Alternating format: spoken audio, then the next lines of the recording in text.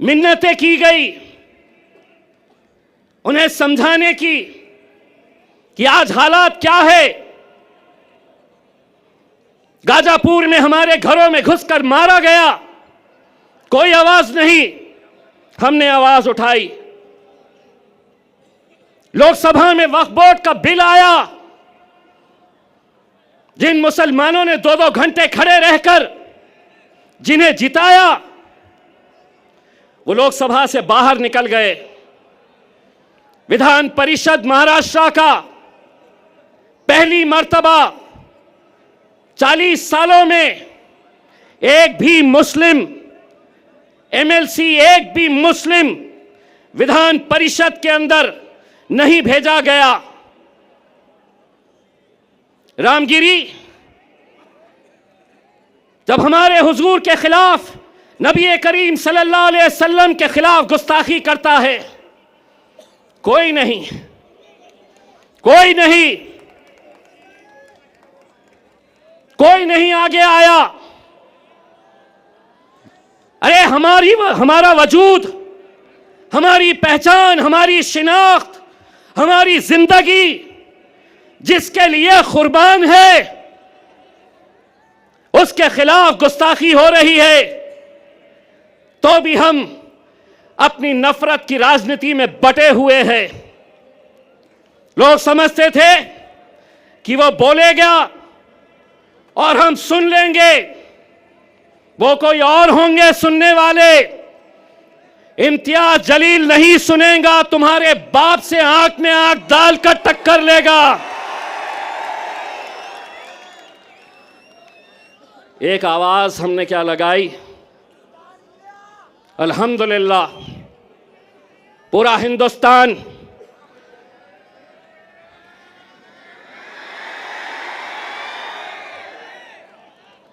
पूरा महाराष्ट्र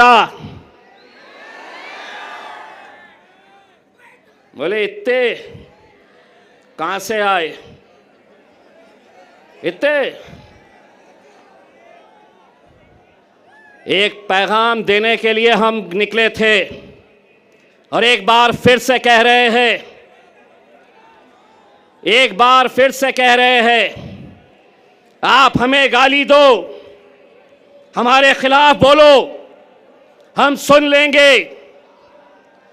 लेकिन हुजूर के खिलाफ अगर कोई गुस्ताखी करेगा, ईंट का जवाब।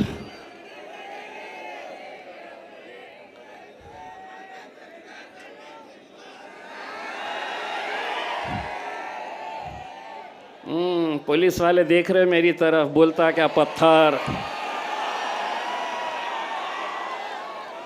पत्थर बोलता क्या, पत्थर बोला कि केस होता मेरे ऊपर। तो मैंने भी क्या बोला, ईंट का जवाब। जिसको समझना था वो समझ गया।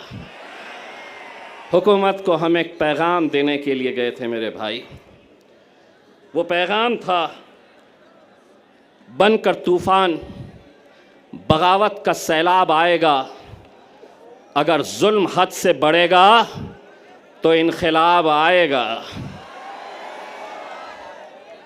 मेरे भाई, इस इलेक्शन के अंदर मुझे तो ऐसा लग रहा है कि जितने मुसलमान उम्मीदवार खड़े हुए हैं, उनकी लड़ाई भाजपा से नहीं है, उनकी लड़ाई शिवसेना से नहीं है। जहां 4 लोग जमा हो गए, वहां बस इम्तियाज जलील, सिर्फ इसी का चर्चा। लेकिन हमारा मुकाबला भारतीय जनता पार्टी से है। कितने पैसे बांटेगा अतुल सावे, कितने बांटेगा? बांट बांट के। मुझे दोस्तों, आपको लग रहा होगा कि 28 में से 3 लोगों के फॉर्म रिजेक्ट हो गए, 10 लोग वापस हो गए।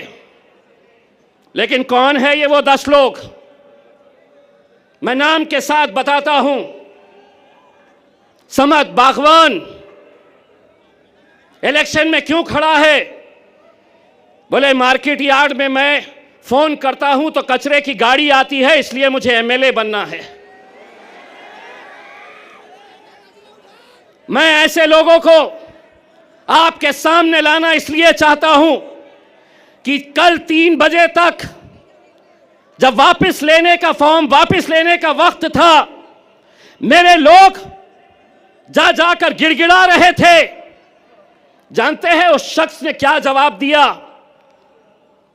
अगर 5 लाख रुपए देंगे तो बैठता हूं, नहीं तो जल्दी बोलो, भाजपा वाले मुझे फोन कर रहे हैं इससे ज्यादा देने के लिए।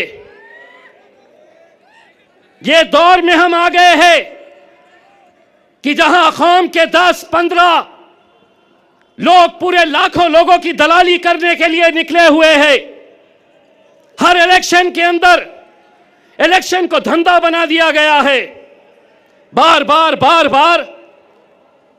18 उम्मीदवार। मैं तो सलाम करता हूं एसडीपीआई के मेरे भाई कलीम को, जिसने खुद से कहा कि मैं बैठूंगा आपके लिए, कौम के लिए। कहां है? हाथ बताइए।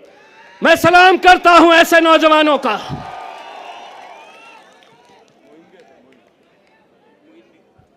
मोइन साहब भी है वेलफेयर पार्टी के, जो खुद से बैठ गए। इम्तियाज जलील, जो खराब हो रहा है, मैं तो पत्थर हो गया हूं। जहां पर भी आईना फूटता है इल्जाम मेरे पर आ जाता है। इम्तियाज जलील वहां इतने सीट क्यों खड़े करा?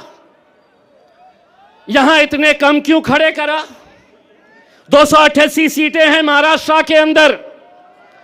असद साहब ने ऐलान किया, हुक्म दिया कि सिर्फ हम 16 सीटों के ऊपर इलेक्शन लड़ेंगे। यहां पर भी मैं सलाम करता हूं ऐसे नौजवानों का जो अपने कायद के फैसले के ऊपर लब्बैक कहते हैं। और ऐसा ही सलाम मैं करता हूं मेरे छोटे भाई समीर साजिद का, जिसने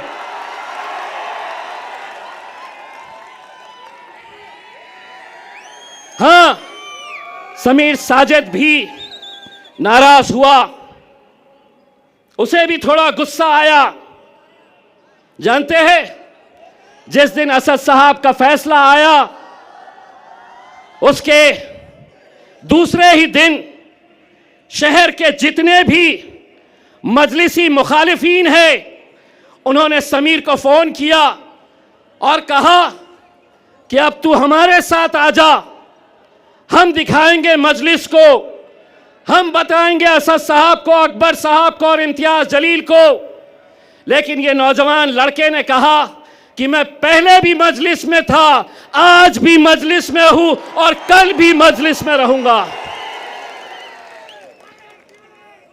समीर भाई, तुम्हारी कुर्बानी मजलिस भूलेगी नहीं।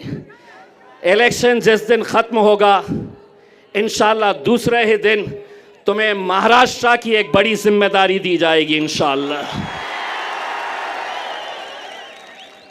मेरे भाइयों, कुछ उम्मीदवार आप देख रहे होंगे टिकट नहीं दिए।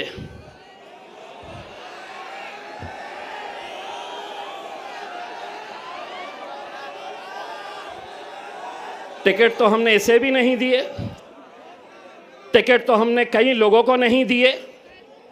लेकिन क्या इसका मतलब यह है कि तुम इतने बड़े हो गए हो कि तुम अब मेरे कायद बैरिस्टर असदुद्दीन अवैसी और अकबरुद्दीन अवैसी के खिलाफ तुम महफिलें सजा रहे हो?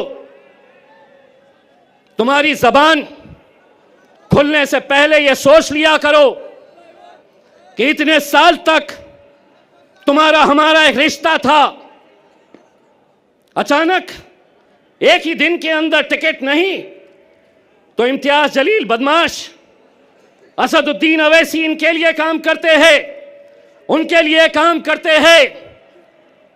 इंशाअल्लाह औरंगाबाद की ये आवाम बताएगी, जो मजलिस के खिलाफ जाएगा अपनी जमानत भी बचा कर लेकर आ गया तो बहुत बड़ी बात समझ लेना। ये वो शहर है जिसने हिंदुस्तान को इत्तेहाद क्या होता है ये बताया। हिंदुस्तान के बाहर भी लोग औरंगाबाद की एक पहचान इत्तेहाद के नाम से जानते हैं मेरे भाइयों। और आज उसी इत्तेहाद को खत्म करने की कोशिश की जा रही है। पैसा भारतीय जनता पार्टी दे रही है। पैसा नासिर के खिलाफ एकनाथ शिंदे की तरफ से आ रहा है कि इनको खरीदो, इनके वोटों को तकसीम करो, इनको बांटो। ये लोगों ने शायद मेरा डायलॉग सुना नहीं है। देवेंद्र फडणवीस, एकनाथ शिंदे, नरेंद्र मोदी बाजार में कुत्ते और बिल्लियों के बच्चे बिकते हैं, शेर के बच्चे बाजारों में बिकते नहीं हैं। ये बाजारों में खरीदे नहीं जा सकते हैं। इसमें आज मीडिया वाले ने आकर कहा, आपको पता है औरंगाबाद की ये सीट भारतीय जनता पार्टी के लिए बहुत मायने रखती है और आपको हराने के लिए बड़े बड़े नेता आने वाले हैं। मैंने कहा कौन आने वाला है? तो बोले योगी आने वाला है।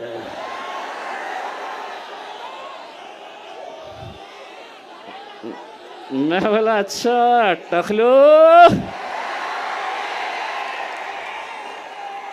टकलो यहाँ पर भी। लेकिन एक बात याद रखना टकलो, भाषण के बाद कटकट गेट में आके नान खलिया खा के जरूर जाना मेरे भाई, बहुत मजा आएगा।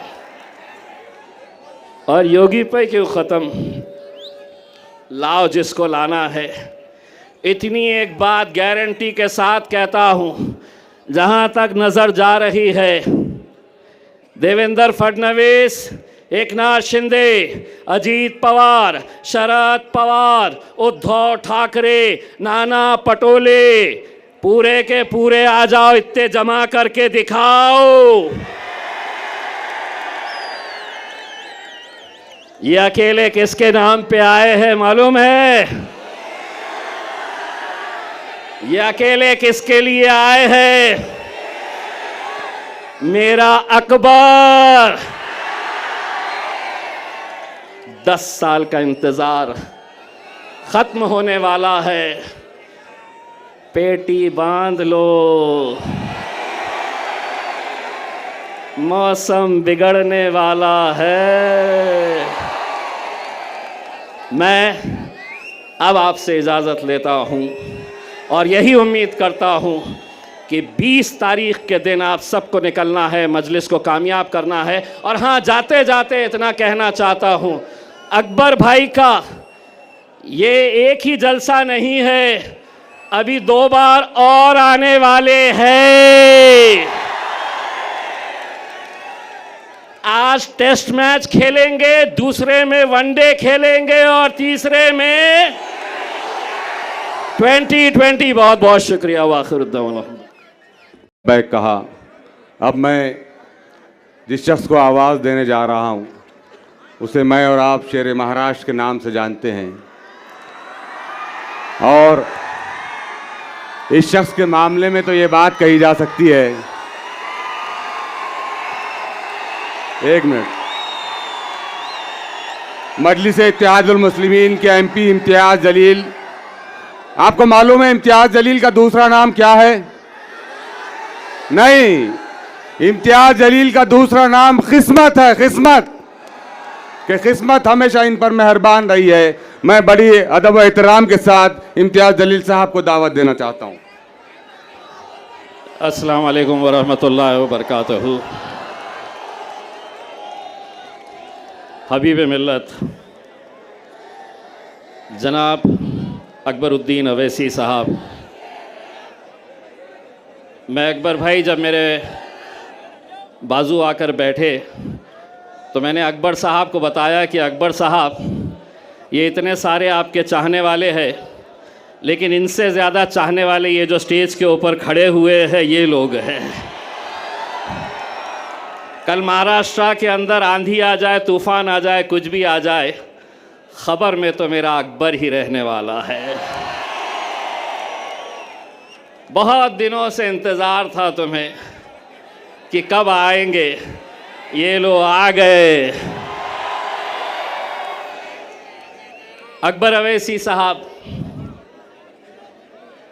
ये चिराग को देखकर मचल रही है हवा। मेरे शहर में कुछ दिनों से बहुत तेज चल रही है हवा। बना रहे हैं किस्से जो मेरी नाकामियों के, उन्हें क्या खबर है कि रुख बदल रही है हवा।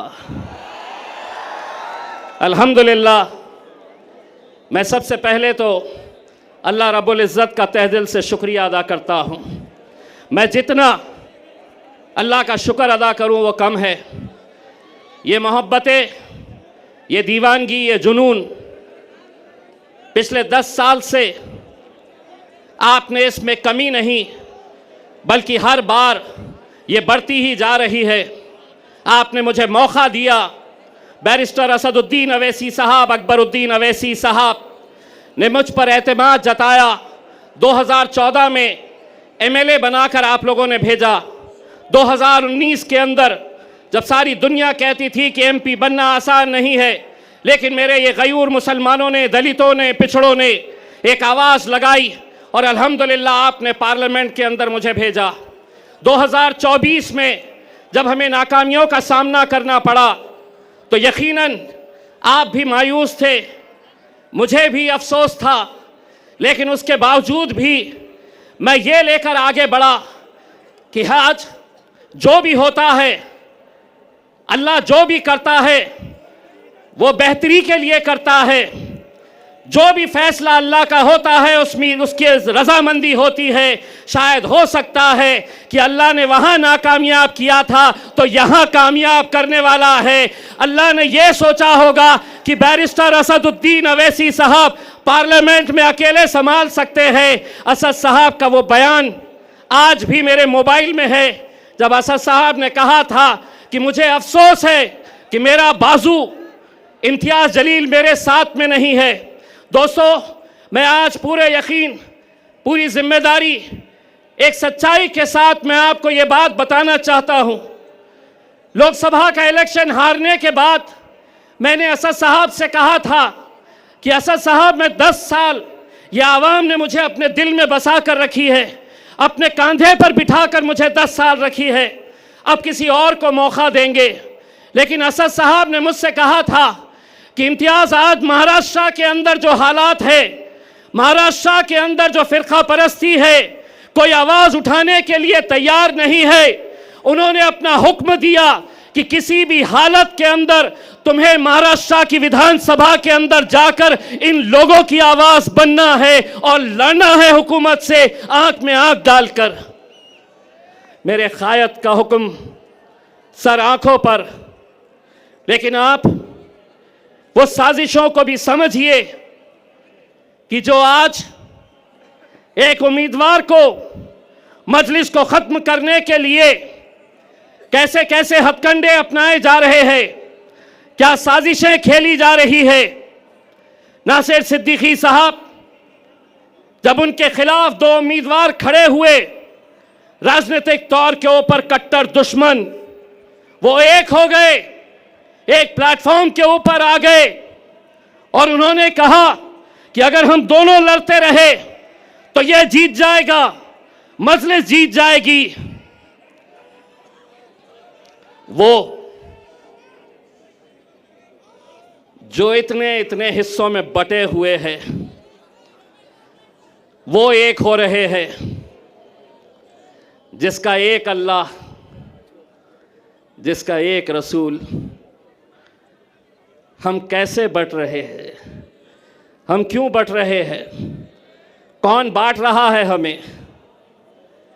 28